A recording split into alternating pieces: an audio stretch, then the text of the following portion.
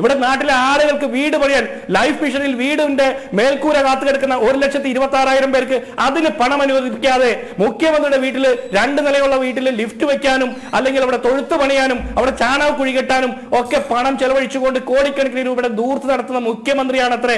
എന്തിന് ഇവിടുത്തെ ഉന്നത വിദ്യാഭ്യാസ മന്ത്രി അടക്കമുള്ള മന്ത്രിമാർ LDFന്റെ MLA-മാരൊക്കെ കന്നഡ വാങ്ങുന്നതും തോർത്ത് വാങ്ങുന്നതും ഒക്കെ ആയിരക്കണക്കിന് 10,000-കണക്കിന് രൂപ ചെലവഴിച്ചുകൊണ്ട് പൊതുഖജനാവിൽ നിന്ന്. എന്നിട്ടാണ് അവരുടെ ഡൽഹി യാത്ര അവരുടെ സ്വന്തം പോക്കറ്റിൽ നിന്ന്. ഇതുപോലെ കള്ളം പറയുന്നവന്മാർ കേരളത്തിന്റെ ചരിത്രത്തിൽ ഉണ്ടായിട്ടുണ്ടോ? എന്നിട്ട് ആ കള്ളം അതുകൂടി നമ്മൾ സഹിക്കണം. ഇവർ സമരം ചെയ്യാൻ പോകുന്നതിന്റെ ചെലവ് നമ്മൾ സഹിക്കണം. അങ്ങനെയാണെങ്കിൽ ഞാൻ ചോദിക്കട്ടെ, ഈ സമരത്തിന് പോകുന്ന മുഖ്യമന്ത്രി അടക്കമുള്ള മന്ത്രിമാരുടെ പേഴ്സണൽ സ്റ്റാഫും മറ്റ് സ്റ്റാഫുകളുടെയൊക്കെ ആ നാളത്തെ സമരത്തിന്റെയും ഇന്നത്തെ യാത്രയുടെയും സമയത്ത് ആ 2 ദിവസം അവധിയായി കണക്കാക്കി അവരുടെ ശമ്പളം വെട്ടിക്കുറയ്ക്കോ? തയ്യാറാവോ ഇവര്? അങ്ങനെ അവധി എടുത്തിട്ട് ഇവർ സമരത്തിന് പോകാൻ തയ്യാറാവണം. മന്ത്രിമാരും MLA-മാരും ഒക്കെ സമരത്തിന് പോകുന്നത് അത് അവരുടെ ഇവിടുത്തെ നിയമനിർമ്മാണ പ്രവർത്തനത്തിന്റെ ഭാഗമല്ലല്ലോ. അവർ സമരത്തിന് പോകുന്നുണ്ടെങ്കിൽ അവരുടെ പണം ചെലവഴിച്ച് പോകണമെങ്കിൽ അവർ അവധി എടുത്തിട്ട് പോകണം. അല്ലാതെ ഈ സർവ്വ സന്നാഹങ്ങളും സൗകര്യങ്ങളും പറ്റിക്കൊണ്ട് പോയിട്ട് അതിനെയൊക്കെ കള്ളം പറഞ്ഞ് അതിനൊരു കവചം തീർത്താൽ അതൊന്നും അംഗീകരിക്കാൻ കേരളത്തിന്റെ പൊതുസമൂഹം തയ്യാറല്ല. ഇനി ഇതിന് ഏറ്റവും അവസാനത്തെ ഉദാഹരണമല്ലേ അനിൽ നമ്പ്യാർ സൂചിപ്പിച്ച നവകേരള സദസ്സിന് പോയ മന്ത്രിമാർക്ക് DA ഒക്കെ അനുവദിക്കുന്നത്.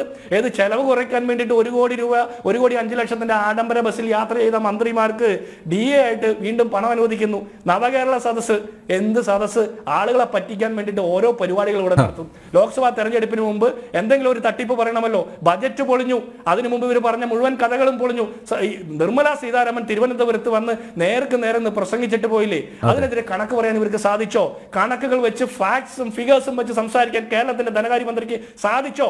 സാധിച്ചില്ല. ഇനി ഇവർ പറയുന്ന ലോക്സഭയിലെ കാര്യത്തെക്കുറിച്ച്, ലോക്സഭയിൽ ഇതുമായി ബന്ധപ്പെട്ട ചോദ്യം ഉന്നയിച്ചത് NK പ്രേമചന്ദ്രൻ എന്ന് പറഞ്ഞ UDF-ന്റെ MP, TN പ്രതാപൻ എന്ന് പറഞ്ഞ UDF-ന്റെ MP, കോൺഗ്രസിന്റെ MP, ഡീൻ കുര്യാക്കോസ് എന്ന് പറഞ്ഞ കോൺഗ്രസിന്റെ MP.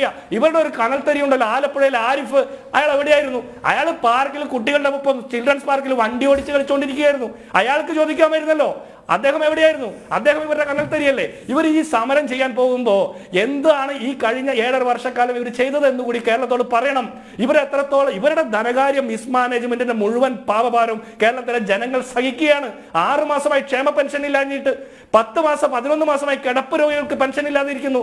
അങ്ങനെ നിരവധിയായിട്ടുള്ള പെൻഷൻ മേടിക്കുന്ന ആളുകൾ, സാമൂഹ്യ സുരക്ഷാ പദ്ധതികളിൽ പെട്ടിട്ടുള്ള ആളുകൾ, കാരുണ്യ പദ്ധതിയിൽപ്പെട്ട ആളുകൾ, ചികിത്സാ നിധി കിട്ടാത്ത ആളുകൾ, ഇങ്ങനെ ദുരിതം അനുഭവിക്കുന്ന ജനങ്ങളുടെ നേരെ നോക്കി കൊഞ്ചനം കുത്തുന്ന സമരമാണ് ഇവർ നാളെ നടത്തുന്നത്. കേന്ദ്ര സർക്കാരിനെതിരെ നിങ്ങൾ സമരം നടത്താൻ പോകുമ്പോൾ കേന്ദ്ര സർക്കാരിൽ നിന്ന് കേരളത്തിന് കിട്ടാനുള്ളത് എത്ര രൂപയാണെന്ന് കൃത്യമായിട്ട് പറയാൻ കേരളത്തിന്റെ ധനകാര്യമന്ത്രിക്ക് സാധിച്ചോ? കേരളത്തിന്റെ ധനകാര്യമന്ത്രിയുടെ മുഖത്ത് നോക്കിക്കൊണ്ടല്ലേ മാത്യു കുഴൽനാടൻ എന്ന് പറഞ്ഞ MLA ചോദിച്ചത് എത്ര കോടി രൂപ കിട്ടാനുണ്ടെന്ന്. നിങ്ങൾ 57,000 കോടിയുടെ കാര്യം ധനമന്ത്രി പറയുമ്പോൾ 61,000 കോടിയാണെന്ന് മറ്റ് LDF നേതാക്കന്മാർ പറയും. തോമസ് ഐസക് പറയുന്ന 5,100 കോടി രൂപയാണെന്ന്. പക്ഷേ ഫാക്സും ഫിഗേഴ്സും പരിശോധിക്കുമ്പോൾ 3,618 കോടി രൂപയാണ് കിട്ടാനുള്ളത്. അതിൽ 500 കോടി രൂപ പെൻഷൻ ഫണ്ടിലേക്കുള്ള കുടിശ്ശിക കേന്ദ്ര സർക്കാർ തന്നു.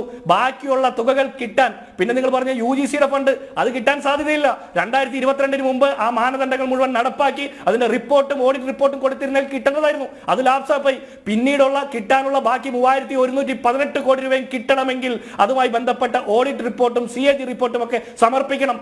അതിനെങ്ങനെയാ പെൻഷനിൽ പോലും തട്ടിപ്പ് നടത്തിയെന്ന് റിപ്പോർട്ടുകൾ വരുമ്പോൾ പിന്നെ എങ്ങനെ ഇവർക്ക് റിപ്പോർട്ടുകൾ സമർപ്പിക്കാൻ പറ്റും? ഡാറ്റ കുക്കിംഗ് ആണ് ഇവർ നടത്തിക്കൊണ്ടിരിക്കുന്നത്. വ്യാജമായിട്ടുള്ള ഡാറ്റകൾ സൃഷ്ടിച്ചുകൊണ്ട് ഇവിടെ കേരളത്തിന്റെ പൊതു മനസാക്ഷിക്ക് മുമ്പിൽ ഇവരൊരു കവചം തീർത്തുകൊണ്ട് പോവുകയാണ്. കേന്ദ്രം തരാത്തത് കൊണ്ടാണ് കേരളം ഇതുപോലെ തകരുന്നതെന്നും, കേന്ദ്രം തരാത്തത് കൊണ്ട് മാത്രമല്ല 10ൽ 1 കാര്യം മാത്രമാണ്, ബാക്കി 9 കാര്യവും കേരളം ഭരിക്കുന്ന പിണറായി സർക്കാരിന്റെ കെടുകാര്യസ്ഥത മാത്രമാണ്.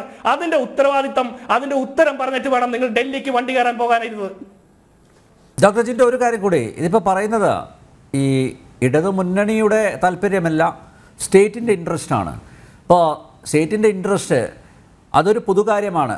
അതിൽ നിന്ന് UDF വിട്ടുനിൽക്കുന്നു, പ്രതിപക്ഷം ഈ സമരവുമായിട്ട് സഹകരിക്കുന്നില്ല. അതൊരു പൊളിറ്റിക്കൽ വെപ്പണാക്കാൻ, രാഷ്ട്രീയ ആയുധമാക്കാൻ ഇവർ ശ്രമിക്കില്ലേ?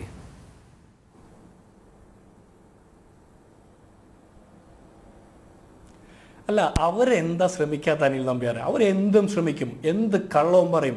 ഇന്നലെയും മിനിഞ്ഞാന്നും നമ്മൾ കണ്ടില്ലേ, കൂത്തുപറമ്പ് രക്തസാക്ഷികളുടെ ചോര മണക്കുന്ന മണ്ണിലൂടെയല്ലേ ഇവർ വീണ്ടും ഈ ബജറ്റിനെ സ്വാഗതം ചെയ്തുകൊണ്ട് പോയത്. DYFIയുടെ ആർജവമുള്ള ഒരു കുട്ടി പോലും ആ സംഘടനയിൽ ഇല്ലാതെ പോയില്ലേ? SFIക്കാർ പറഞ്ഞ ആശങ്ക അറിയിക്കുന്നു. എന്ത് ആശങ്ക ഇവരെ അറിയിക്കാൻ പോകുന്നത്? ധനമന്ത്രിയുടെ വണ്ടി കത്തിക്കോ, ധനമന്ത്രിയുടെ കർണക്കുറ്റിക്കടിക്കോ, TP ശ്രീനിവാസനെ ചെയ്തതുപോലെ? ഇവർക്ക് എന്ത് ആശങ്ക? ഇവർ കേരളത്തിന്റെ മനസ്സാക്ഷിക്ക് മുമ്പിൽ കള്ളം മാത്രം പറഞ്ഞുകൊണ്ടാണ് ഈ കാലം അത്രയും പ്രവർത്തിച്ചിട്ടുള്ളത്. കേരളത്തിന്റെ ഉന്നത വിദ്യാഭ്യാസ രംഗത്ത് ഇത്രത്തോളം തകർത്ത ആളുകൾ, 3 പതിറ്റാണ്ട് പുറകോട്ടടിച്ച ആളുകൾ ആ സമരത്തിന്റെ ഉത്തരവാദിത്തം പറയാതെ ഇവിടെ ആഗോള കുത്തകളെ സ്വാഗതം ചെയ്യും, ചൈനീസ് മാതൃക സ്വീകരിക്കും. ചൈനീസ് മാതൃക എന്താണെന്ന് ഇവർക്കറിയാമോ? ഉദാരവൽക്കരണം. അത് ഇവർക്ക് അറിയാൻ പാടില്ല. ഇവർ ഉദാരവൽക്കരണത്തിനെതിരാണ്. ചൈനീസ് മാതൃക സ്വീകരിക്കും, ലൈസൻസിങ് ഫ്രീ ആക്കി കൊടുക്കും, ഫ്രീ ആയിട്ട് വെള്ളം കൊടുക്കും, സബ്സിഡൈസ് ചെയ്ത് ഭൂമി കൊടുക്കും. ഇതെന്താണെന്ന് ഇവർ പറയണ്ടേ? ഇതാണ് ഉദാരവൽക്കരണം. ഇത് നമ്മൾ നടപ്പാക്കുമ്പോൾ ഇവരെ എതിർക്കും. ഇവർ ആളുകളെ കരിയോയിലൊഴിക്കും, ആളുകളെ തല്ലും, ആക്രമിക്കും, ബസ്സുകൾ കത്തിക്കും, എന്ത് തോന്നിവാസം ചെയ്യും. പിന്നീട് ഇവർ പട്ടിണി കിടക്കുന്ന ഗതികേടിലേക്ക് എത്തുമ്പോൾ ഇവരത് നടപ്പാക്കും. എന്നിട്ട് ഇവർ ഈ കള്ളങ്ങളൊക്കെ പറയും. ഞാൻ ഒറ്റ കാര്യം ഇതിനോട് സൂചിപ്പിക്കട്ടെ. ഇവർ GST കോമ്പൻസേഷനെ കുറിച്ച് പറയുന്നു. GST കോമ്പൻസേഷൻ ആക്ട് അനുസരിച്ച് 14% മേലെ കളക്ഷനുള്ള സ്റ്റേറ്റിന് അർഹതപ്പെട്ടതല്ല. ഒന്നാമത്തെ കാര്യം. ഇവർ തന്നെ പറയുന്നു 20% മേലെയാണ് GST കളക്ഷൻ എന്ന്. അങ്ങനെയാണെങ്കിൽ ആദ്യമേ തന്നെ അത് അർഹതയില്ല. പിന്നെ രണ്ടാമത്തെ കാര്യം, GST കോമ്പൻസേഷൻ 5 വർഷത്തേക്കാണെന്ന് ആദ്യത്തെ കൗൺസിൽ തന്നെ തീരുമാനം ഐക്യകണ്ഠേന കേരളത്തിന്റെ ധനകാര്യമന്ത്രി തോമസ് ഐസക് ഉൾപ്പെടെ പങ്കെടുത്തുകൊണ്ട് അത് തീരുമാനിച്ചതല്ലേ? അത് പിന്നീട് ഇവർ തിരുത്തുന്നത് ഇവർ പറയുന്നത് ഞങ്ങൾ ആവശ്യപ്പെടാം. കേരളത്തിനോ ഇന്ത്യയിലെ മുഴുവൻ സംസ്ഥാനങ്ങൾക്ക് ആവശ്യപ്പെടാം. സംസ്ഥാനങ്ങളുടെ ആവശ്യവും ആഗ്രഹവും നമുക്ക് കിട്ടാനുള്ളതാണ് എന്നുള്ള നിയമപരമായിട്ടുള്ള ബാധ്യതയിൽ ഇവർ കൊണ്ടുകയറ്റുക. അത് കള്ളമാണ്. ഇനി രണ്ടാമത്തെ ഇവർ പറഞ്ഞ റവന്യൂ ഡെഫിസിറ്റ് ഗ്രാന്റ് 5 വർഷത്തേക്ക് കിട്ടാനുള്ളത് അത് കൃത്യമായിട്ട് കിട്ടിയിട്ടുണ്ട്. അതെല്ലാം വാങ്ങി പുട്ടടിച്ച് പാർട്ടി നേതാക്കന്മാരുടെ ഭാര്യമാർക്ക് പിൻവാതിൽ നിയമനവും നടത്തി, ഈ സമ്പത്തിനെ പോലെ KV തോമസിനെ പോലുള്ള ആളുകളെയൊക്കെ പാർട്ടി നിയമനം നടത്തി, കുടുംബശ്രീ ക്യാൻറ്റീൻ മുതൽ യൂണിവേഴ്സിറ്റിയിലെ പ്രൊഫസർ തസ്തികയിൽ വരെ ഇതുപോലെ നിയമനങ്ങൾ നടത്തി കൊള്ളയടിച്ചിട്ട് ഇനിയും ഞങ്ങൾക്ക് തരണമെന്ന് പറഞ്ഞാൽ 29% താഴെ നിന്ന GSDP ഡെറ്റ് റേഷ്യോ കേരളത്തിന്റെ അത് 2016 ശേഷം ഇപ്പോൾ 39% എത്തുന്നുണ്ടെങ്കിൽ അതിന്റെ ഉത്തരവാദിത്വം ഇവർ പറയണ്ടേ? ഇവർ എന്ത് പ്രവർത്തനം ഇവിടെ നടത്തിയേ? ഇവിടെ തൊഴിൽ നിയമിച്ചോ? കുട്ടികൾക്ക് തൊഴിൽ കൊടുത്തോ? ഇവിടെ ഉന്നത വിദ്യാഭ്യാസ രംഗത്ത് എന്തെങ്കിലും ഇൻവെസ്റ്റ്മെന്റ് നടത്തിയോ? വലിയ ഇൻവെസ്റ്റ്മെന്റുകൾ നടത്തിയോ? മൾട്ടി പ്രോജക്റ്റുകൾ വല്ലതും നടപ്പാക്കിയോ? ഇല്ലല്ലോ. ഇവർ ഇപ്പോഴും പറയുന്ന UDF ഗവൺമെന്റിന്റെ കാലത്ത് നടപ്പാക്കിയ പദ്ധതികൾ അതിന്റെ പുറകെ ഞങ്ങൾ വന്ന് പൂർത്തീകരിക്കാൻ വേണ്ടി നോക്കുന്നു എന്നൊക്കെയാണ്.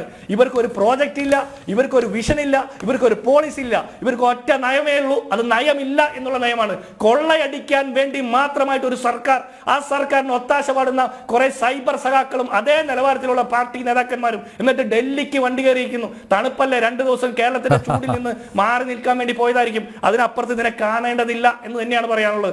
UDFന് ഇവരുടെ സമരത്തോടൊപ്പം ചേർന്നില്ലെന്ന്. ഞങ്ങൾ ഇവരുടെ സമരത്തോടൊപ്പം ഇല്ല. ഞങ്ങൾ ആദ്യം മുതൽ പറഞ്ഞല്ലോ, നവകേരള സദസ് വലിയൊരു കൊള്ളയല്ലേ? അതുപോലെ കേരളീയം മറ്റൊരു കൊള്ളയല്ലേ? 27 കോടി രൂപ അനുവദിച്ചു, അത് കഴിഞ്ഞ് 10 കോടി രൂപ വീണ്ടും അനുവദിച്ചു. എന്താണ് ഇതിന് ചെലവ്? എവിടെ നിന്ന് പണം കിട്ടി എന്ന് ഇവർ പറയണ്ടേ? ഇവര് നവകേരള സദസ്സിന് എത്ര രൂപ കളക്ട് ചെയ്തു, എങ്ങനെ ചെലവഴിച്ചു ഇവർ പറയണ്ടേ? കേരളത്തിന്റെ സർക്കാരിന്റെ പരിപാടിയാണെങ്കിൽ അതിന് ഓഡിറ്റിംഗ് വേണ്ടേ? ഇവർ ഇതൊന്നും പറയുന്നില്ല.